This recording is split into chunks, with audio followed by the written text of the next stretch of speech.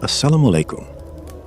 Once, faith was stronger than tribe, stronger than race, stronger than status. Believers who had never met loved one another, sacrificed for one another, and felt each other's pain.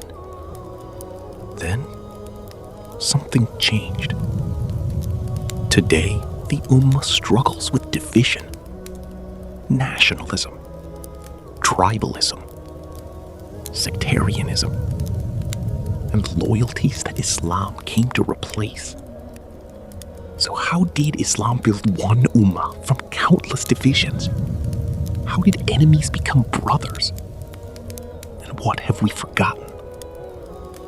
Join us as we rediscover the foundations of Islamic Brotherhood through authentic Quran, authentic Sunnah, and the lessons of history. The Final Ummah, from darkness to light.